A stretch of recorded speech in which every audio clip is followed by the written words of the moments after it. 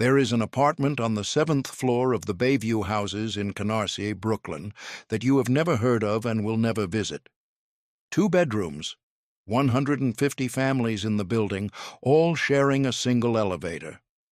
A father who came home from a war in the Pacific with yellow fever in his blood and no high school diploma to his name, and a mother who answered other people's phones for a living, and 3 children who understood, before they were old enough to articulate it, that the walls of that apartment were also the walls of their future.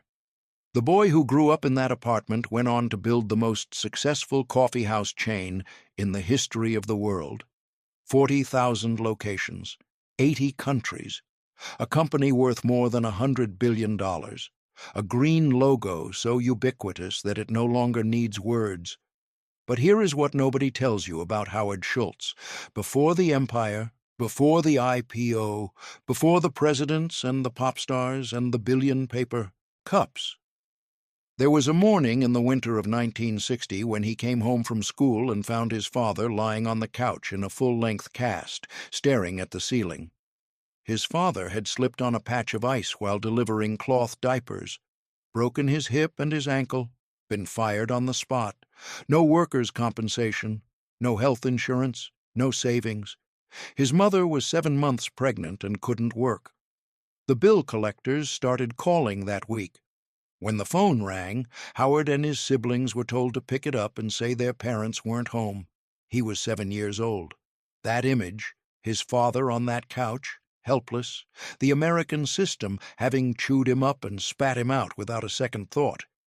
That image never left Howard Schultz. Not when he was stretching animal skins in the garment district for 5 cents apiece. Not when he was sitting across from his 217th investor rejection of the year. Not even when the empire he built nearly collapsed under the weight of his own ambition. And it will, because that is where this story goes. The man who gave health care to hundreds of thousands of workers is also the man who nearly destroyed what he built with his own hands.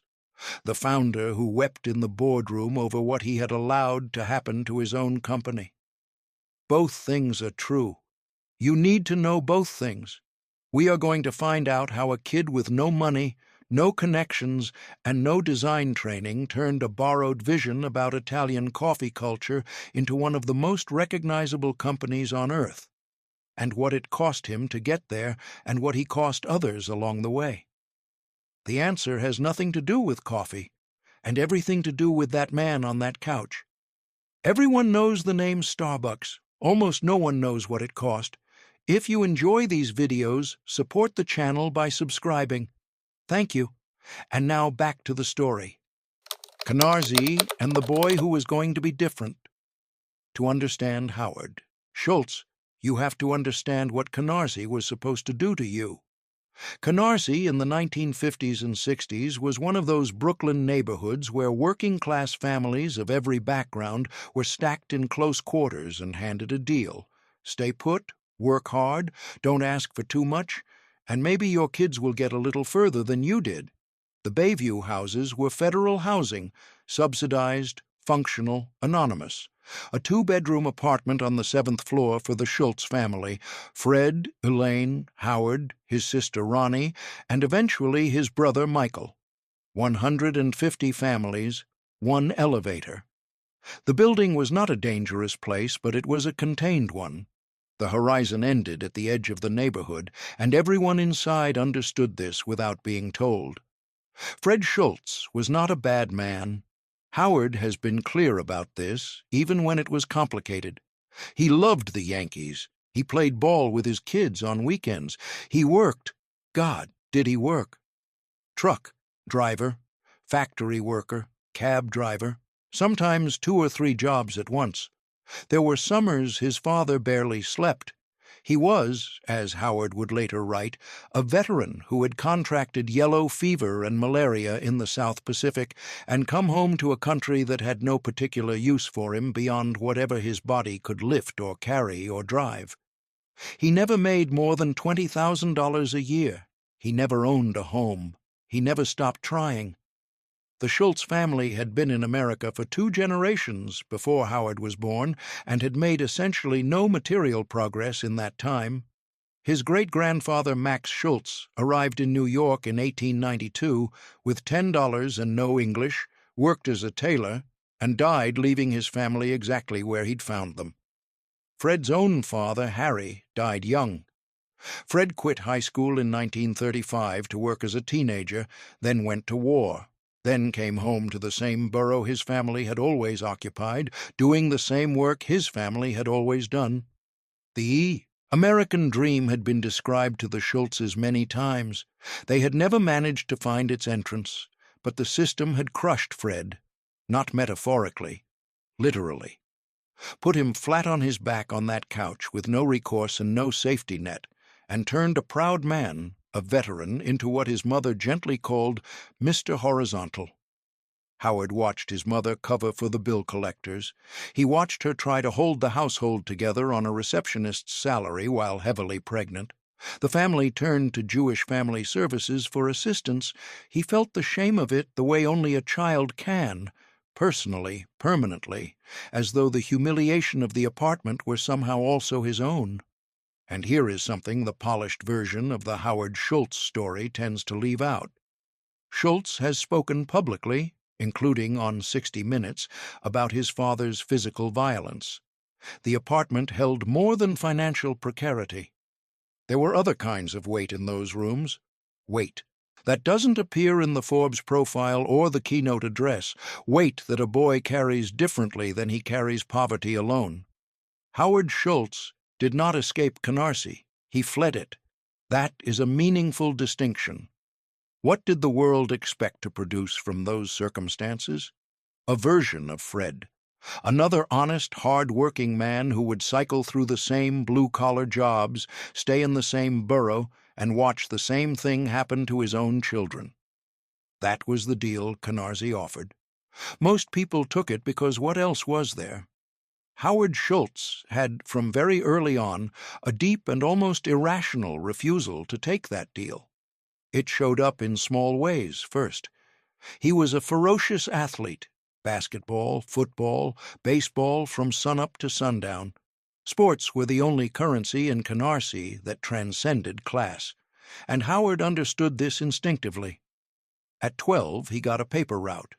At 16, he was taking the subway every day to the garment district, stretching animal. Skins at a furrier for 5 cents per skin, what he later called a horrendous job, and giving half his earnings to his mother, not because she asked, but because watching her hold the household together had become the defining fact of his childhood. One summer he worked in a sweatshop steaming yarn at a knitting factory. He filed all of it away. By the time he reached Canarsie High School, 6,000 students, he had made himself the starting quarterback. A football recruiter from Northern Michigan University offered him a scholarship. Howard Schultz accepted it the way a drowning man accepts a rope. He later said he wasn't sure he would have gone to college at all without that offer. He took the scholarship, took out loans, worked during semesters, worked full-time in summers, and in 1975 became the first person in his family to earn a college degree. Think about what that means. 2 generations of Schultzes had scraped and worked and gone exactly nowhere. Max arrived with $10. Fred died without owning a home. Howard was the first to cross that particular line. But here is the question that matters. A communications degree from Northern Michigan and a burning need to escape. Does that build a $100 billion company, or does it just get you out of the neighborhood? Most people who escape somewhere difficult land somewhere comfortable and stop.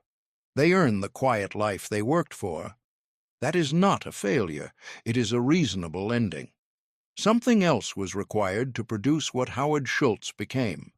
Something that was still waiting for him, 3,000 miles away in a city he had never visited. He worked at a ski lodge after graduation, moved back to New York, cold-called for Xerox, eventually landed at Hammerplast, a Swedish housewares company selling European coffee makers. He was good at it, rose fast, became VP and General Manager of U.S. operations. By his late 20s, Howard Schultz had a corner office and a career going exactly where a successful young executive's career was supposed to go. And then, in 1981, he noticed something strange. A small retail operation in Seattle, 5 stores, 85 employees, a roasting facility, was ordering more Hammerplast drip coffee makers than Macy's. More than Macy's. He flew to Seattle to see why. And something happened to him that he would spend the next 40 years trying to explain. They had decided who he was going to be in Canarsie. He had been making different plans for 20 years. Now he was about to find the vehicle. The tie that pulled him west. The original Starbucks coffee, tea, and spice company had nothing to do with lattes. It sold whole bean coffee and brewing equipment, and it did so with a passion that its 3 founders, Jerry Baldwin, Gordon Bowker, and Zev Siegel, old college friends who started the company in 1971, brought to the enterprise like academics, like coffee evangelists, like men who had found their calling and had absolutely no interest in making it bigger than it needed to be. When Schultz walked into the Pike Place store in 1981, he drank a cup of their Sumatra blend. He later said it was the first genuinely good cup of coffee he had ever tasted. But what he was really tasting was the thing underneath the coffee. A small, specific, intensely curated world someone had built with care. He wanted to be inside it. He lobbied the founders to hire him for a year. They hired him in 1982 as Director of Retail Operations and Marketing. He took a significant pay cut to do it. His family thought he had lost his mind. Then, in 1983, Baldwin and Bowker sent him to Milan on a buying trip. And everything changed. Milan had over 1,500 espresso bars. Every neighborhood had several. They were not like anything Schultz had seen before. Not diners, not cafeterias, not quick-service counters. They were social institutions, baristas who knew every customer by name. Rituals of greeting and conversation built into the morning. People who weren't in a hurry, even when they were, because the act of stopping for an espresso was itself a declaration that you deserved a moment, that you were worth a moment. The cafe wasn't just a place to get a drink. It was what sociologist Ray Oldenburg would later call the third place, the communal space between home and work where human connection actually happened. Schultz flew back to Seattle, unable to sleep. He had seen the future. He walked into the Starbucks office and told the founders, "This is what we need to be: a coffee house, drinks, community, the third place." Baldwin and Bowker heard him out, and then they said no. They were in the bean business. They were not in the restaurant business. The idea of making drinks felt like a dilution, like selling out the purity of what they had built for the sake of commerce. Their principle was, we sell coffee you take home and make yourself. That is it. That is the thing. Could Schultz convince them? He spent the better part of a year trying. He brought data, he brought passion, he brought the memory of Milan every time they sat down together. Finally, in 1984, they gave him one concession. Try it in one new store, one coffee bar. See what happens. It served hundreds of people on its first day. Instant, undeniable success. And Baldwin and Bowker looked at the numbers and said, "We don't want this."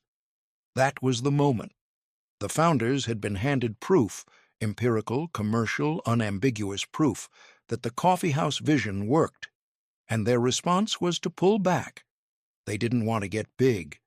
The very success of Schultz's experiment had confirmed to them that it would transform Starbucks into something they had never signed up to build. They weren't wrong about who they were. They were simply wrong about what was possible. So what does a man do when the company he has given everything to refuses to become what he knows it can be? He left.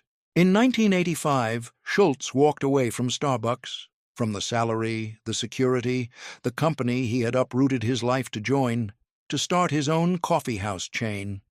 He called it Il Giornale, Italian for the newspaper, named for the daily ritual of espresso.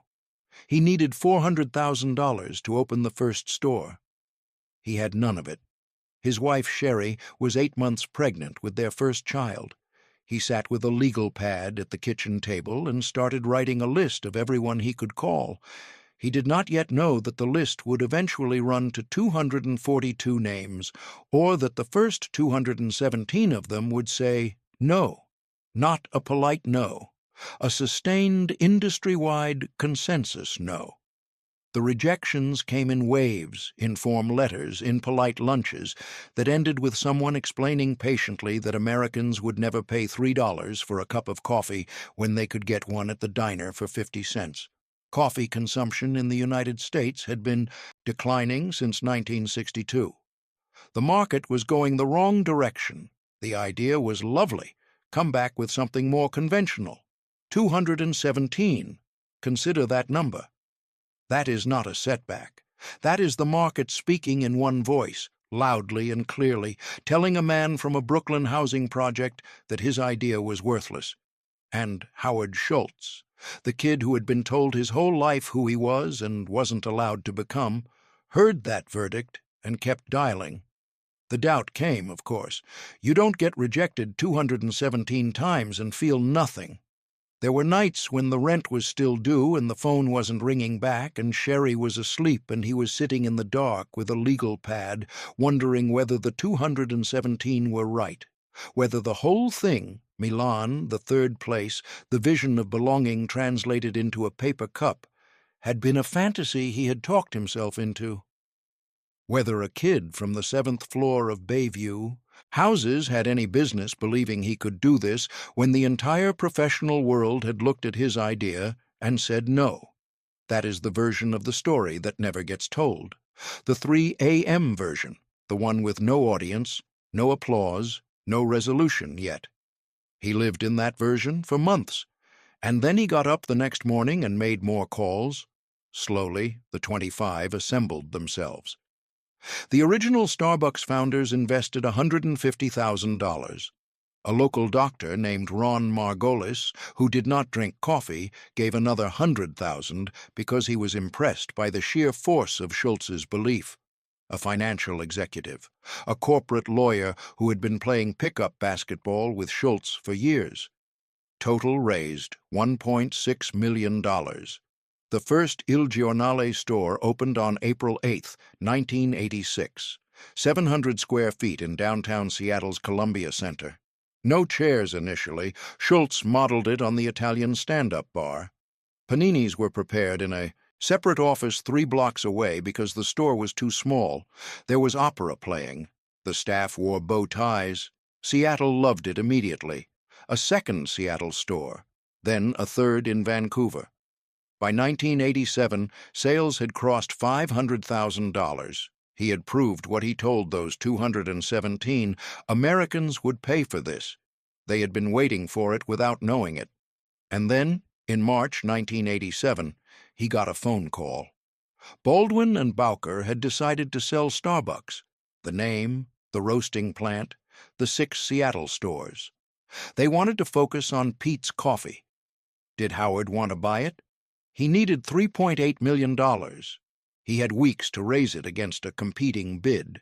And here is the detail that stayed buried for nearly 30 years, not publicly known until 2015. It was Bill Gates Sr., father of the Microsoft founder, who quietly intervened on Schultz's behalf, steering the deal away from a rival investor named Sam Strum, who was trying to undercut him. The man who would hand the world the personal computer helped the man who would hand the world the $4 latte. History has stranger seams than people realize. On August 15th, 1987, 6 years after he first walked into the Pike Place store, Howard Schultz sat down at Il Giornale with his lawyer, ordered a macchiato and a cappuccino, and signed the papers. Starbucks was his. On the table between them, a 100-page business plan promising 125 stores in 5 years. His lawyer looked at the number and said nothing. Schultz drank his macchiato, then he went and did it. The third place and the democratic luxury. What Howard Schultz was actually selling had nothing to do with coffee. Not really. Coffee was the delivery mechanism. The thing he was actually selling was belonging, the sensation of being somewhere that wanted you there, that had warmed the chair before you arrived, that knew your name and your order and didn't rush you out the door. He was selling the Italian espresso bar, transplanted, translated, made democratic, to a country that had never had one. And the country had been waiting. The growth in the years after the 1987 acquisition was not steady. It was a cascade. Schultz rebranded Il Giornale as Starbucks and began expanding with an aggression that surprised even people who knew how badly he wanted this. 11 stores in 1987, 46 by 1989, 130 by 1991.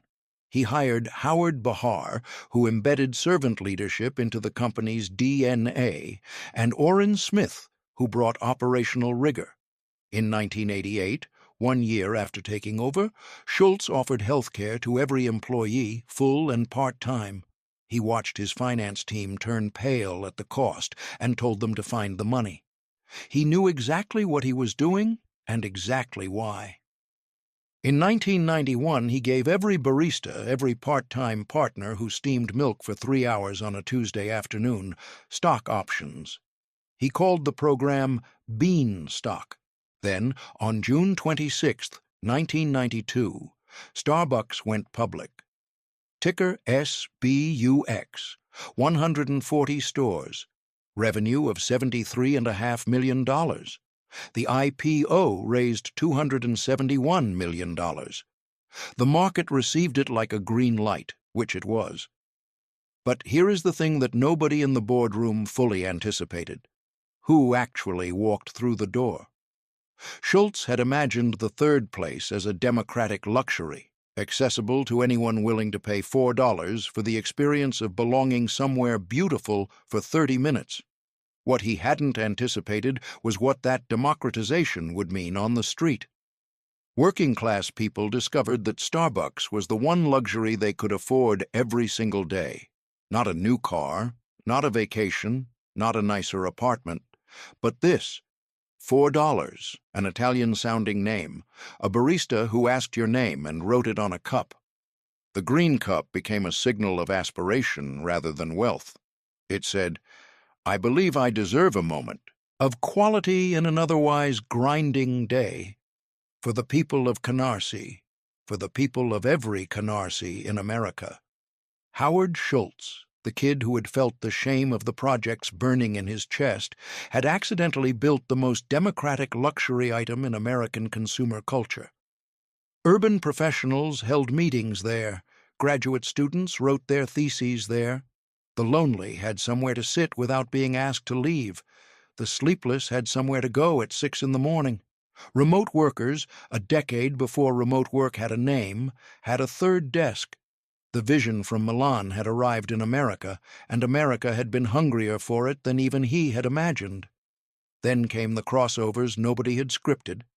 In 1996, Starbucks opened its first international store in Tokyo's Ginza district. 200 people lined up on opening day.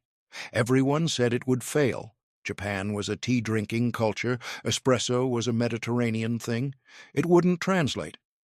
Japan disproved this theory without hesitation. Within a decade, Starbucks Japan was one of the strongest international retail operations in the world. The lesson was important. The third place was not a Western concept. It was a human one. Then China. Then the United Kingdom, then the Middle East. At peak expansion, Starbucks was opening 2 new stores every single day somewhere on Earth. The green cup appeared in films, news photographs, television shows. Presidents carried it. Pop stars were photographed with it. It became one of the most recognizable objects in the world, which is a strange thing for a paper cup to become, but then nothing about this story followed the rules it was given. The cultural weight of that green cup extended far beyond the drink inside it.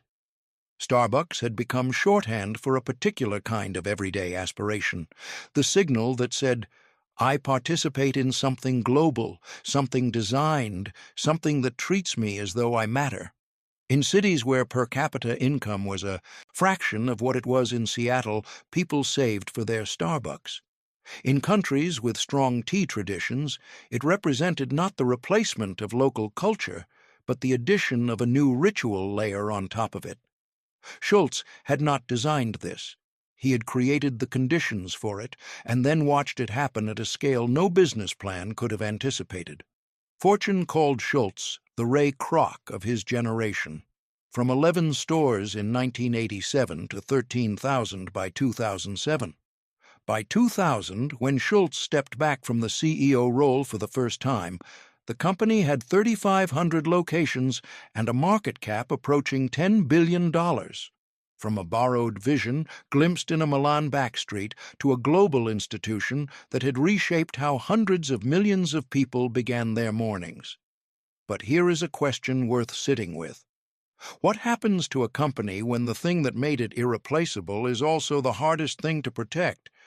What happens when the people running it would not realize the difference until the difference was made, would not realize the difference until the damage was already done?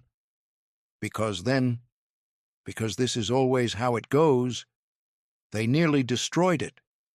And the person most responsible for the destruction was the man who built it. The green cup nearly went dark. Here is what happens when something you built becomes too successful to protect. Between 2000 and 2007, Starbucks grew from 3,500 stores to over 13,000. Wall Street applauded every quarter. The stock rose, the comps rose, and Howard Schultz, now chairman but no longer CEO, watched through the glass of closed boardroom doors as the company made a series of decisions that, taken individually, seemed completely reasonable, and taken together, were slowly killing the thing that made Starbucks what it was. The beautiful, theatrical La Marzocco espresso machines, hand-operated Italian equipment whose use was itself a visible performance, a piece of craft that told every customer, "This is being made for you, right now, by someone who knows what they are doing," were replaced with automatic Verissimo machines. Schultz himself had approved this decision. Faster throughput, greater consistency, lower training costs. Every metric said yes. What no metric captured was the loss of theater, the loss of aroma. The machines were enclosed, which meant the coffee shop no longer smelled like espresso. The scent that had stopped him cold in the Pike Place store in 1981, the thing that had first told him this was something different, was gone from every store in America. In-store grinding was eliminated. Whole bean coffee arrived pre-ground and sealed. Store design was standardized aggressively. The neighborhood details that had made each early Starbucks feel like a discovery replaced by a template, reproducible in any strip mall in any suburb, of any city in America. Fast, scalable, soulless. The menu expanded into sandwiches heated in ovens, the smell of warm cheese competing with, and often defeating, the smell of coffee. Schultz had a direct conversation with then CEO Jim Donald about removing those sandwiches. Donald agreed, then countermanded the order within an hour. The founder of the company had issued a direct instruction and been overruled before the afternoon was out. The institution had grown larger than its creator's voice could reach. The company built on the idea that the experience was the product had made the experience generic. On February 14, 2007, Valentine's Day, Schultz sat down and wrote a memo to Jim Donald. Subject line, "The commoditization of the Starbucks experience." He wrote, "Over the past 10 years, in order to achieve the growth and scale necessary to go from less than 1,000 stores to 13,000 and beyond, we have had to make a series of decisions that, in retrospect, have led to the watering down of the Starbucks experience." He was not blaming anyone else. He was blaming the growth strategy he had built, the quarterly comp obsession he had allowed to become the company's only reason for existing. He was, in the clearest possible terms, blaming himself. The memo was leaked within days. The press had a field day. Starbucks's stock, already declining, accelerated downward. From a peak of $40 per share in November 2006, it fell to $8 by November 2008. 80%. Gone. Same-store sales growth, 5% or better for 16 consecutive years since the 1992 IPO, collapsed to 1% in Q1 2008. The worst quarter in the company's public history. Day-to-day store traffic was, as Schultz later wrote, in free fall, tumbling to levels not seen in the company's history. McDonald's had launched McCafe. Dunkin' Donuts was doubling its advertising spend. A McDonald's franchisee near Seattle put up a billboard, $4 is dumb. A blind taste test came back with consumers preferring McDonald's coffee. The company that had redefined what coffee meant in America was losing to a fast food chain on the most basic question of whether the coffee was any good. Could it be saved? Was it too late? Schultz made his decision. In January 2008, he fired Jim Donald and returned as CEO. Then, on February 26th, he did something nobody in large-scale American retail had ever done. He closed all 7,100 U.S. stores for an entire afternoon. 135,000 baristas. Simultaneous. Nationwide. The reason: espresso excellence training. The company lost $6 million. The press laughed. Analysts called it a death rattle. The symbolism was not for the press. It was for the employees, and for the customers who came back the next day, and for Schultz himself, who needed to demonstrate publicly, expensively, undeniably, that the company still believed its product was worth the ceremony. The changes that followed went deeper than the single afternoon closure. Schultz brought back the La Marzocco machines in flagship stores. He eliminated the hot sandwiches that had been masking the smell of coffee. He redesigned store interiors to return neighborhood-specific character to what had become interchangeable spaces. He rebuilt the barista training program from scratch, insisting that every person who stood behind a Starbucks counter understand not just the mechanics, but the meaning of what they were doing. He called these people partners, not employees, and demanded that the company behave accordingly. None of it was fast, none of it was cheap. But each decision was, in its own way, a repudiation of the choices that had nearly killed the company, including the choices he himself had made or allowed. Then came the harder part. Between February 2008 and January 2009, Starbucks terminated 18,400 U.S. positions and closed 977 stores worldwide. These were not numbers on a spreadsheet. These were communities. Baristas who knew their regulars the way the Milanese baristas had known theirs. The human cost was real, and it belonged to Schultz as much as anyone in that building. The stock bottomed in early 2009. Then it began, slowly, to rise. By 2010, same-store sales were positive. By 2012, full financial rebound.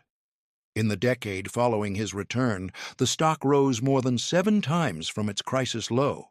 From 2008 to 2017, Schultz oversaw nearly $100 billion added to the company's market capitalization.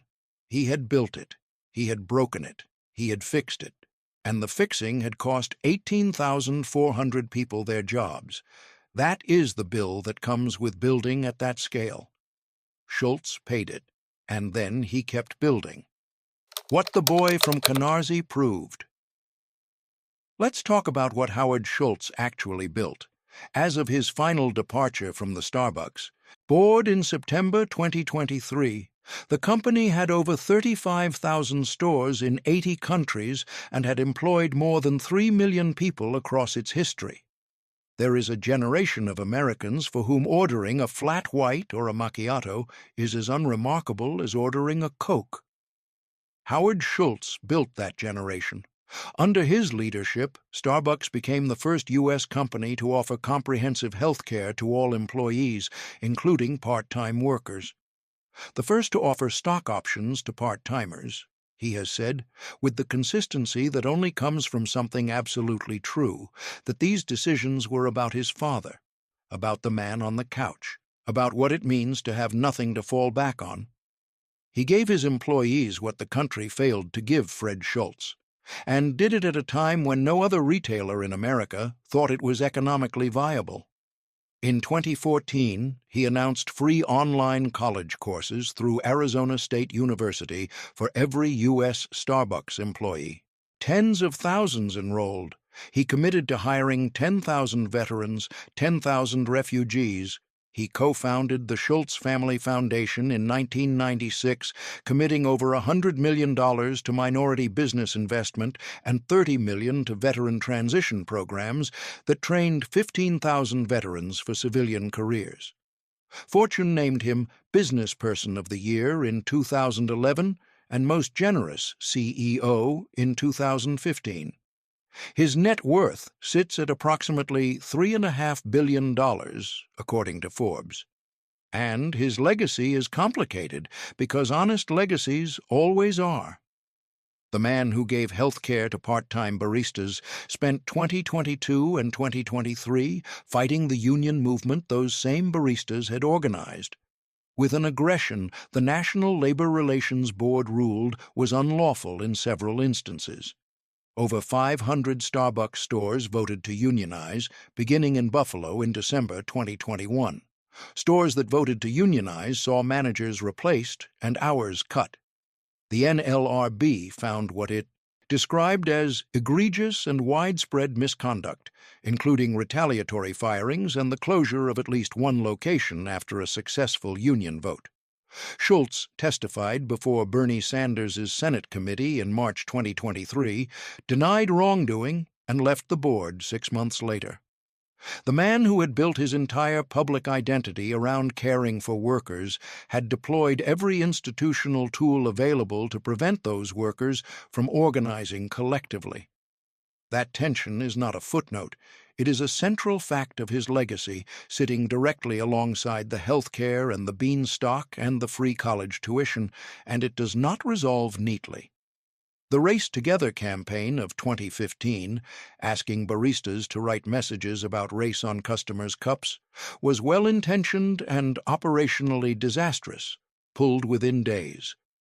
The 2018 Philadelphia incident, where a manager called police on 2 black men waiting for a business meeting, forced a nationwide closure for racial bias training, and asked hard questions about what welcoming actually meant for different customers. And then there is the origin story itself. When journalists went back to Canarsie in 2019, former neighbors described Bayview houses as stable, community-oriented, even pleasant. "The country club of projects," one person said. The financial precarity was real. The father's injury was real. The shame Howard describes was real. But the story, as Schultz tells it, carries a dramatic weight that not everyone who lived through it remembers in quite the same way. This is not an accusation. It is an observation about how all of us narrate our beginnings through the lens of what we eventually became. He is a man who built a global empire partly on the strength of a story about a couch. The couch was real. The story, like all stories, is also a construction. None of this erases what he built. All of it belongs to the full picture. There is a version of Howard Schultz that ends with the scholarship and the comfortable career at Hammerplast. A version that ends when the 217th investor says no and the money runs out and the baby is coming. A version that ends in 2008 when the stock hits $8 and McDonald's puts up the billboard. None of those versions happened. What happened instead? A boy who watched his father fall on a patch of ice decided, with the specific and burning clarity that only that kind of wound produces, that he would build something different, that the people who worked for him would have what his father never had, that the walls of a Canarsie apartment would not be the walls of his future, And then he spent 50 years making that decision real, against every obstacle the world could find to throw at it. There are now 40,000 places on Earth where you can walk in, give your name to a stranger, and walk out a few minutes later holding something warm. Something someone made for you with your name on it. Something that says, "You were here, and it mattered that you were here." Howard Schultz did not invent the cup of coffee. He invented the feeling the cup of coffee was supposed to give you. His father, Fred, died before the empire was built.